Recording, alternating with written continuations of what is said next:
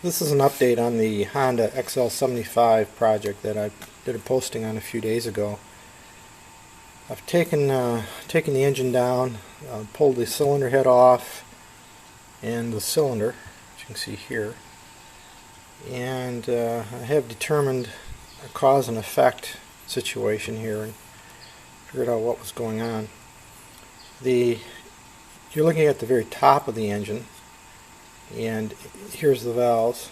The cam sits here. I got the cam out, and the rocker arm assembly, which fits in here.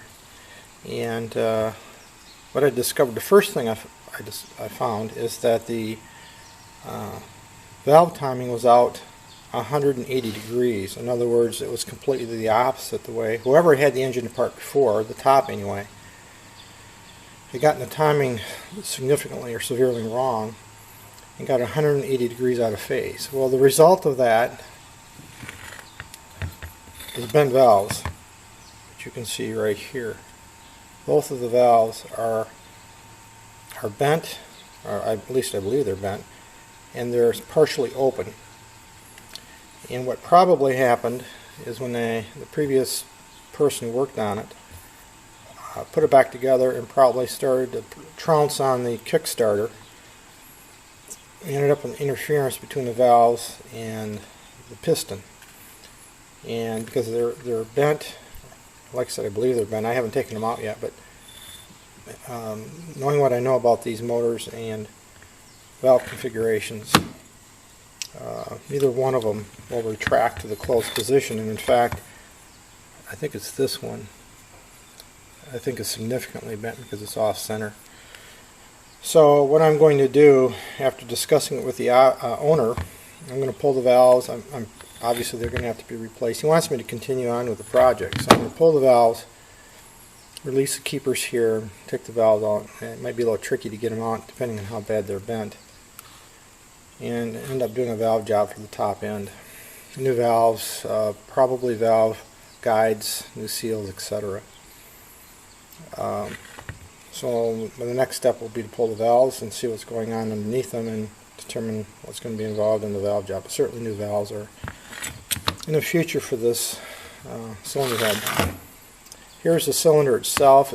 It's in very good condition, by the way. There's very minimal wear. This is the cam chain tunnel I talked about earlier. Here's the tensioner that presses against the cam chain. This fits basically down inside of this. Let me get this right here. It fits down inside of the cylinder, like something like that. It puts tension against the cam chain. You can see there's significant wear in the shoe, not unknown. I've seen that before. But the cylinder itself is in very good shape. The bore, the wear pattern. This is what the piston looks like. Again, it's in very good condition. I haven't measured anything, of course, and checked anything, but the rings are in good shape, at least visually. This is the cam chain right here. I've got it tied off right now, but it goes down into the block, and it's driven by a small sprocket that's on the crankshaft.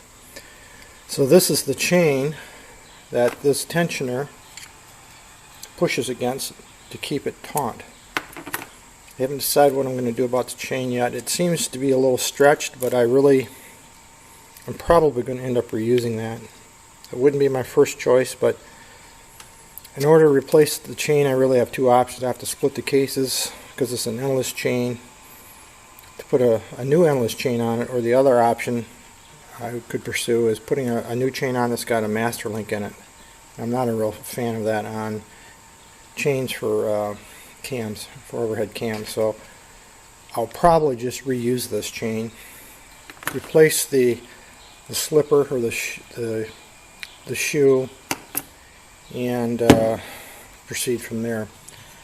So that's about it for this video. Again, I want to just show you what I discovered, and as I continue on with the project, I will provide an additional update at that point.